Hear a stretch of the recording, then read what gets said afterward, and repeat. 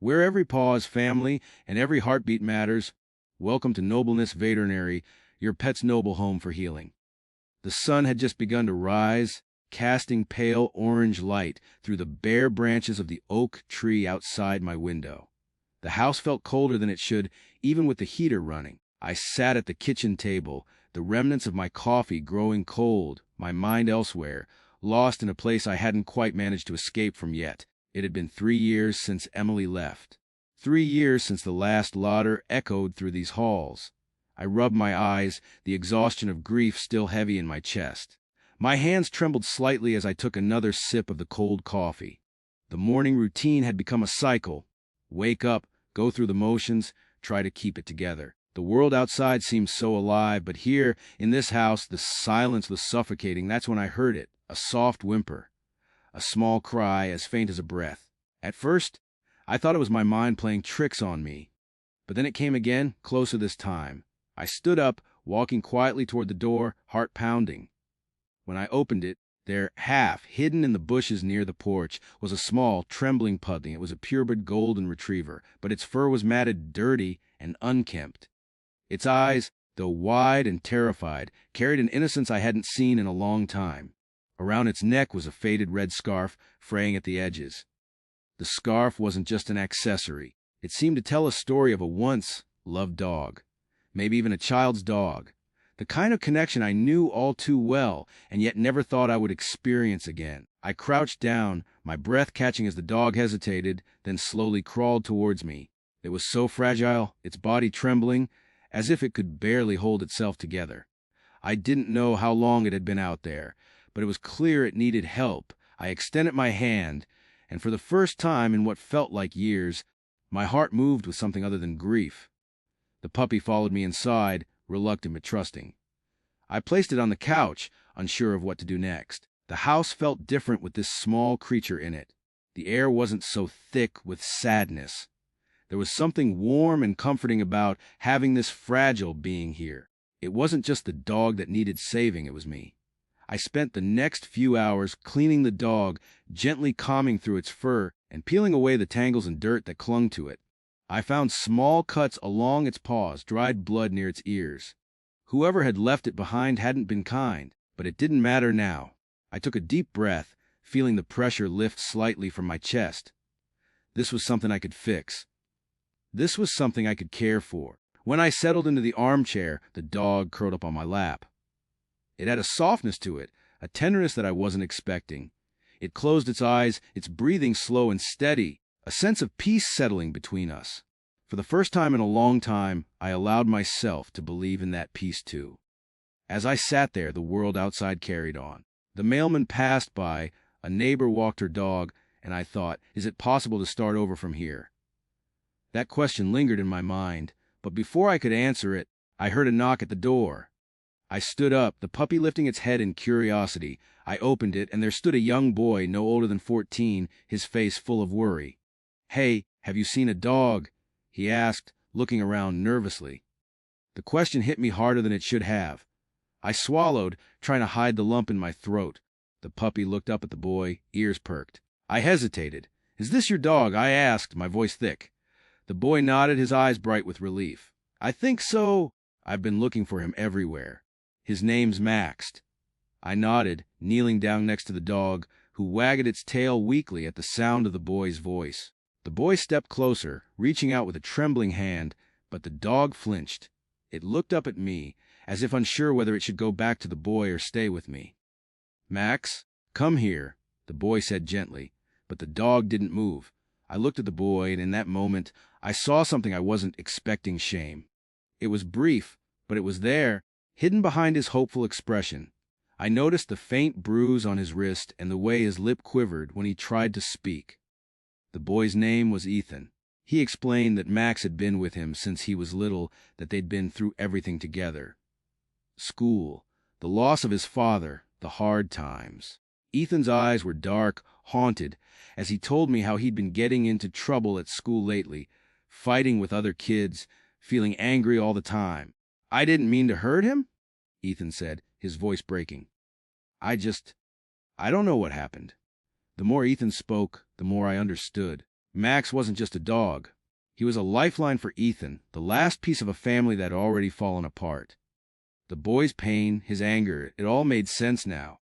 I could feel Max's presence in the room, a silent observer. He wasn't just an animal. He was a connection, a bridge between me and Ethan, between this broken boy and the world that seemed to have forgotten him. Ethan told me how the fight at school started, how a kid had mocked Max, calling him a mutt. That's when Ethan lost control. He'd punched the kid in the face, and now he was facing expulsion. "It was over Max," Ethan whispered. I didn't know what else to do. "He's all I have left." I looked at Max, his eyes soft and trusting. In that moment, I realized something. This wasn't just about saving a dog. It was about saving Ethan, too. And maybe, just maybe, this dog had more to teach us than we could ever learn on our own. The days that followed blurred together, like wet paint smeared across the canvas of my life. Ethan's visits became a routine. He would come by after school, his face uncertain, as if afraid to be seen by anyone. Max, now fully recovered, grew attached to him like a lifeline, never straying far from Ethan's side. I could see the change in the boy, how he softened when he was around the dog. It was as if Max understood something that Ethan couldn't put into words. Each time Ethan came by, I could feel the distance between us closing. The first few visits were awkward.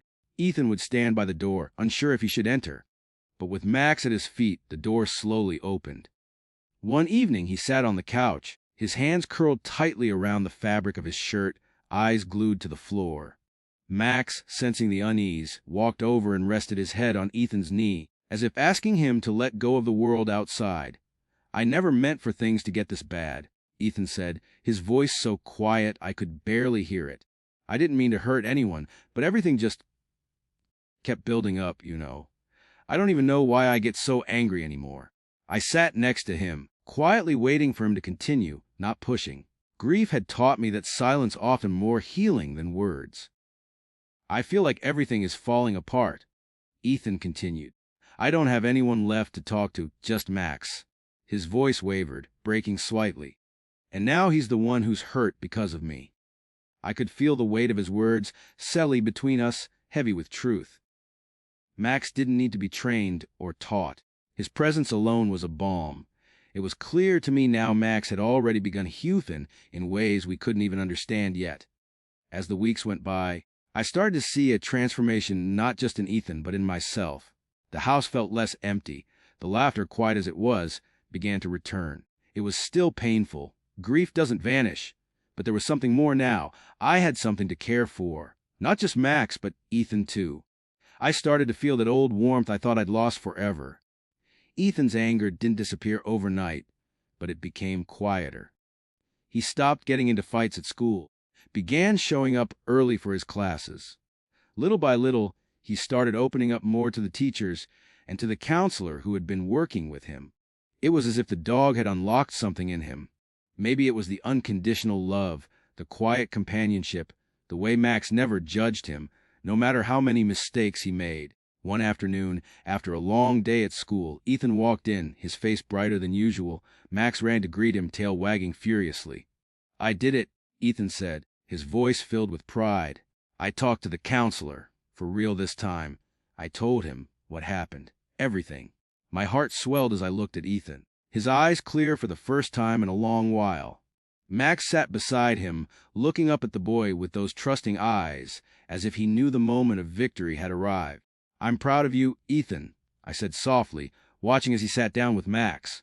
The boy's face broke into a grin, and Max, as if on cue, nuzzled him affectionately, as if to say, "You're not alone."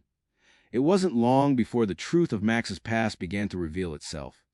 Max, it turned out, wasn't just a stray. He had a story. His original owner, a woman named Sarah, had called me a week after Ethan's first visit. She'd tracked him down after hearing about the dog in the neighborhood. I didn't want to let him go, Sarah said over the phone, her voice shaking. I was forced to. My health. My husband, he's not well. I didn't have the strength to keep him anymore. Her voice broke, and I could hear the pain every word. I just couldn't afford to care for him. That's when she told me the full story. Max had been with Sarah and her daughter, Lily, from the time Lily was a baby.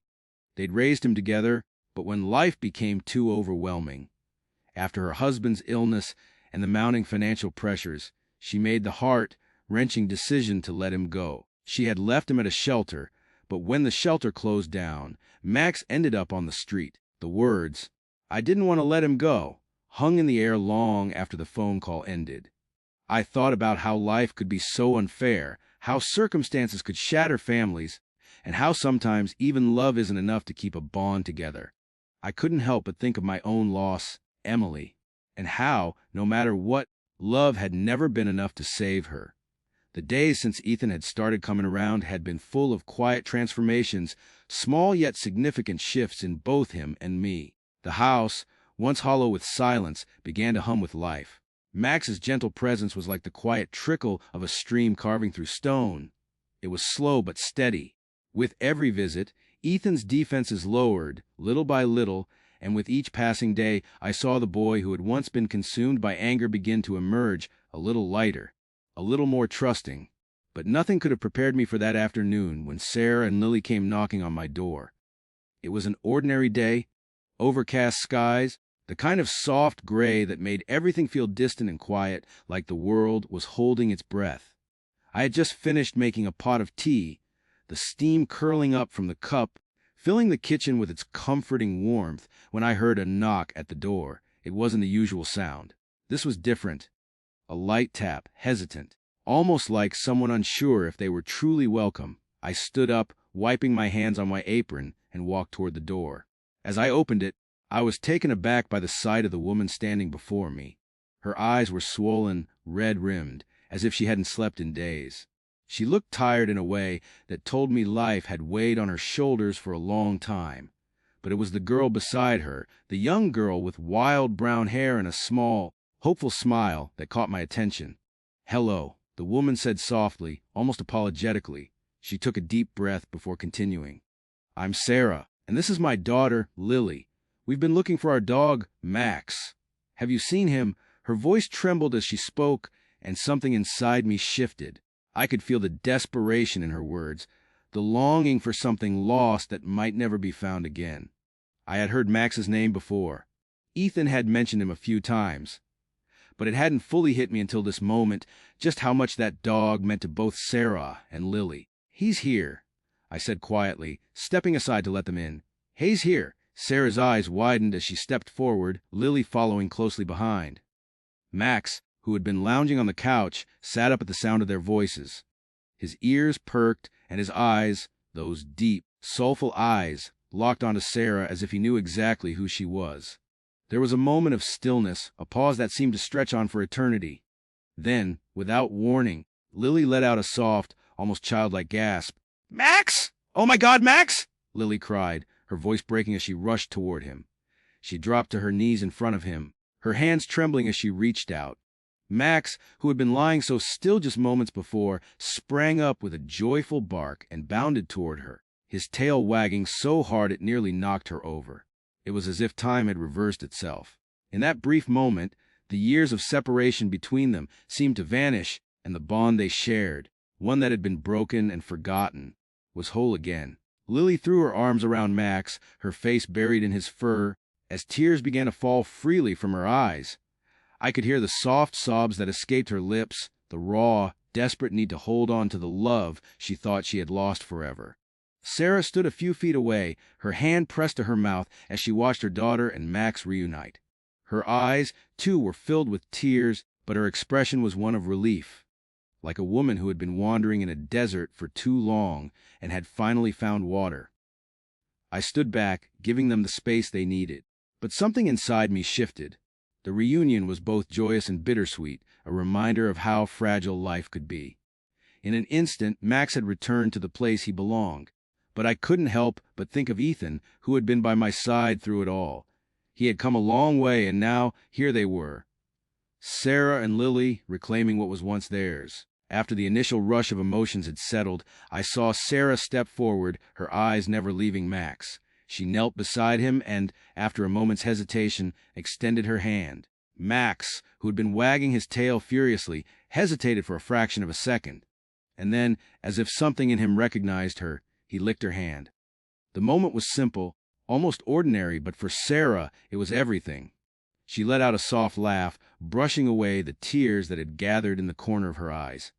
"I didn't think I'd ever get to see you again, boy," she whispered, her voice thick with emotion.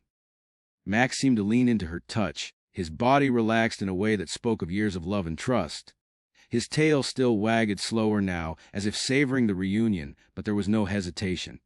He knew her, and in that moment, the pain of being separated seemed to disappear. "Thank you," Sarah said quietly, her voice barely audible. She looked up at me, her eyes filled with gratitude. "I don't know how to thank you for taking care of him." I shook my head, not knowing what to say. Words seemed inadequate.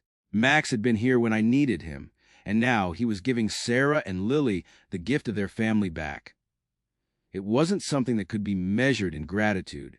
It was just something that had to be felt. I glanced over at Ethan, who had been sitting quietly in the corner, watching the reunion unfold. He hadn't moved since Sarah and Lily arrived. His eyes were focused on Max and Lily, but there was something unreadable about his expression.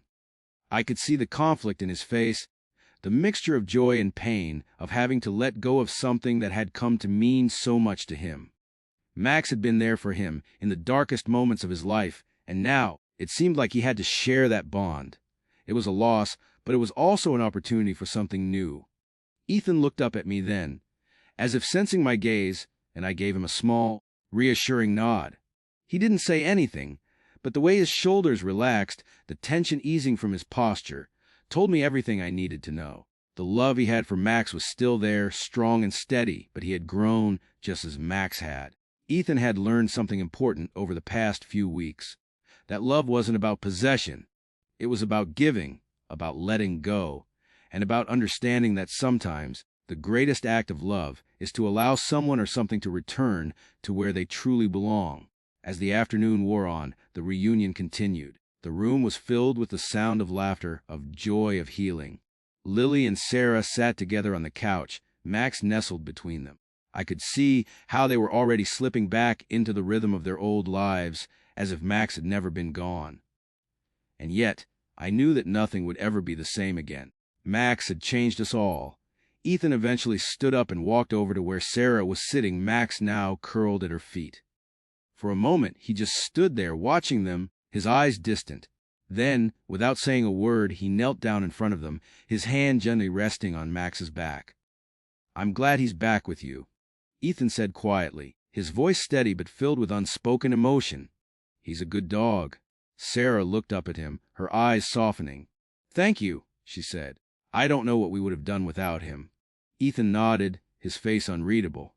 "I think we both needed him, in different ways." Max, as if sensing the weight of the moment, lifted his head and looked up at Ethan, his eyes filled with that same quiet understanding. It was as if Max knew what had passed between them, the bond they shared. There were no words needed. The connection was there, unspoken but real. I stepped back into the kitchen, giving them their space. As I watched them, I couldn't help but feel a sense of gratitude. It wasn't just for Max, though he had been the catalyst for all of this. It was for the way he had brought us all together, for the way he had made us face our fears, our losses, and our need for connection. As the evening drew to a close, Sarah and Lily prepared to leave. Max, content and happy, followed them to the door. Lily bent down to give him one last hug, and I could see the tear-streaked face of a girl who had found a piece of herself again. Sarah, her eyes wet with tears, but filled with peace, looked at Ethan one last time. "You take care of yourself, okay?" she said softly, as if trying to imprint her words into his heart. Ethan nodded. "You too," he said. "Take care of him." With one final look at Max, the two of them walked out the door. The silence that followed was heavy, but in a different way. It wasn't the kind of silence that leaves you feeling empty. It was the kind of silence that comes after a storm has passed, leaving behind the stillness of renewal. I closed the door behind them and turned to see Ethan standing by the window, watching as they disappeared down the street. There was a quiet strength in him now, something that hadn't been there before. And I realized then that this journey, this reunion, had given us both something we hadn't even known we needed. Max had come back, And in doing so, he had brought more than just a dog into our lives. He had brought hope, healing, and a reminder that sometimes the best way to heal is to let go. As the sun dipped below the horizon, casting a soft golden light that filtered through the curtains, I stood by the window, my hands resting lightly on the worn windowsill. The house was quieter than it had been in a long time, and the silence felt different now. Not oppressive, not hollow, but peaceful, almost reverential. Max, now fully at ease in his new home, lay curled up in the corner, his breathing slow and steady. The dog had become the heartbeat of this place, steady and constant, offering comfort without ever asking for anything in return. Ethan was out in the yard, his silhouette barely visible against the fading light. I could see him moving around, tending to the garden that had once been my daughter's project. Emily had always loved the garden, often dragging me out to help plant flowers or pull weeds. Her voice would ring out in excitement whenever a new bud bloomed, her small hands reaching for the petals as though she could feel the pulse of life within them. Since she had passed, the garden had withered. I hadn't had the heart to care for it, watching the flowers droop in slow mourning. But now, it was different. Ethan had started spending time out there, quietly tending to the plants, pulling weeds, watering the few flowers that had managed to survive the seasons. He had transformed the garden into something vibrant again. The once neglected space was now blooming, the flowers a quiet testament to the changes that had taken root in both him and me. Max, too, seemed to find his place in the garden. He would trot along beside Ethan, sniffing at the flowers, occasionally chasing after a fluttering butterfly or a falling leaf. The dog had brought something back into this house, something that had been absent for far too long. Hope. The thought of hope felt foreign to me at first. It was as if the word itself had become a distant memory, something I used to believe in before the world had shattered. But now, with Ethan working in the garden, with Max napping in the sunbeams streaming through the kitchen window, hope didn't feel like an impossibility anymore. It felt like something we could grasp, something we could nurture, just like the flowers in that garden. I stepped back from the window and moved into the kitchen, my movements slow and deliberate. If I didn't want to disturb the fragile peace that had settled over the house. The kettle whistled on the stove, signaling that the tea was ready. I poured the steaming liquid into my favorite chip mug, the one Emily had always used when she'd come to sit with me after school. The familiar weight of the mug in my hands brought a rush of memories, soft and bittersweet. I took a slow sip, letting the warmth seep into my bones, my mind turning over everything that had happened over the past few weeks.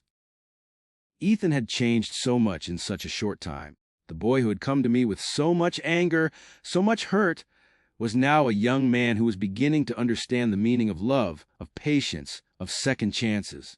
And though it hadn't been an easy road, I could see the growth in him. I could feel the transformation in the air around us. Max had been a catalyst for that change. The dog had quietly woven himself into our lives, offering comfort and companionship without asking for anything in return. He had been the bridge between us, between Ethan's heart and mine, between the past and the future. I couldn't help but feel that he had come to us at just the right time, as though the universe had sent him when we needed him most. But I had to admit something to myself. It wasn't just Ethan who had changed. I had changed, too. I wasn't the same person who had stumbled through the days after Emily's death. I wasn't the same person who had closed off her heart, who had built walls so high that nothing could get through. That woman had been lost in grief, trapped in a past that refused to release her. Now, as I sat at the kitchen table, watching Max sleep peacefully in the corner, I realized I had started to heal slowly, that surely the cracks in my heart were beginning to mend. And I had Max and Ethan to thank for that. I walked outside to join Ethan in the garden. The night was settling in, and the air had a crispness to it, a coolness that signaled the approach of fall. The garden looked beautiful in the fading light. The flowers, though not yet in full bloom, were vibrant, their petals catching the last of the sunlight. Ethan was kneeling beside a row of daisies, his hands covered in dirt, as he gently pressed the soil around the base of each plant. "You're doing a great job," I said, my voice breaking the silence between us. Ethan looked up, a small, almost shy smile pulling at the corner of his lips. His cheeks were flushed from the work, his hair slightly tousled, and for a moment he looked like a young boy again, the weight of his struggles gone from his face. "Thanks," he said softly, wiping his brow with the back of his hand. "I think I'm finally starting to get the hang of it." I watched him for a moment, the quiet pride in his posture, the way he tended to each plant as though it was the most important thing in the world. There was a gentleness in him now, one that hadn't been there before. It wasn't the anger, the rebellion, the resentment. It was something more pure, something more hopeful. "You know," I said, leaning against the fence, "Emily used to love this garden. She would drag me out here in the middle of a thunderstorm just to see if the flowers were still standing." Ethan paused, his hands stilling on the soil. He looked up at me, his expression thoughtful. "I didn't know that," he said quietly, his voice filled with a tenderness I hadn't heard from him before. "I'm glad it's starting to look better. I think she'd be happy about it." I nodded, the lump in my throat growing. For the first time in a long time, I didn't feel the sharp pang of grief. Instead, there was a quiet comfort, a sense that Emily's spirit still lingered here in this place. She had loved this garden, and now, through Ethan, it was coming back to life. I think she would be too. I whispered, feeling a soft smile tug at my lips. We spent the rest of the evening in silence, the kind of silence that comes after a hard day's work, when there's nothing left to say. Ethan finished planting the last row of flowers, and I watered the plants, the steady rhythm of the watering soothing something inside me. Max wandered around the garden, sniffing at the flowers and chasing the occasional butterfly that fluttered past. The dog seemed to be content, at peace with the world. I envied him for that, the way he could find joy in the simplest of things. As the stars began to appear in the sky, we made our way back into the house. Ethan moved with a quiet purpose, as though he belonged here now, as though this place had become his own. I couldn't help but watch him with a sense of awe. The boy who had once been lost in his own darkness was now slowly but surely finding his way, and I couldn't be prouder of him. The house felt warm when we entered, the lights flickering on as we walked through the door. Max padded in behind us, his tail wagging slowly as he stretched out on the rug in the living room. I went into my kitchen to make some dinner, the familiar routine of preparing a meal grounding me, reminding me of the life that was beginning to grow here. Ethan joined me in the kitchen a few minutes later, leaning against the counter with his arms crossed. "I was thinking," he said, his voice tentative, "maybe we could make this garden something more. I don't know. Maybe it could be something we can share with other people. Like, maybe have a little community garden or something." I turned to look at him, surprised by his suggestion. The idea was simple but beautiful. Ethan had always been the one to hold everything close, to keep his emotions locked away. But now, he was reaching out, thinking about ways to give back, to share something he had worked so hard to create. "That sounds like a great idea," I said, my voice thick with emotion. "Maybe we could plant some flowers for the neighbors, or even start a small vegetable garden, something we can share." Ethan smiled, a real smile this time, not forced or hesitant. It was the kind of smile that made me believe in the future again, in the possibility of good things to come. "I'd like that," he said, his voice filled with a quiet hope. "I think it's time for me to start giving back." And in that moment, I realized that it wasn't just Max who had healed us. It was the way the world had opened up to us again. The way Ethan had started to embrace life, to find meaning in the small things, and to share that with others. We were no longer the broken people we had been when we first met Max. We had found something that had been missing, the strength to move forward, the courage to rebuild, and the belief that we deserved to be happy again. As I sat down at the kitchen table, the silence that surrounded us no longer felt heavy. It was the kind of silence that came after a long conversation, a quiet understanding settling between us. I looked over at Max, who was now lying peacefully at Ethan's feet, his body relaxed and content. The house felt full in a way it hadn't in years. There was no more empty space, no more cold corners. There was life here now. There was hope, and in that moment, I realized that healing doesn't happen in grand gestures or dramatic transformations. It happens in the quiet moments, The moments when we allow ourselves to be vulnerable, when we open our hearts to the possibility of love, and when we take those small steps toward forgiveness. It's not always easy, and it's rarely straightforward. But as I sat there, surrounded by the warmth of this home and the quiet presence of those I love, I knew this sometimes. It's the smallest acts of kindness, the most unspoken connections, that have the power to change everything.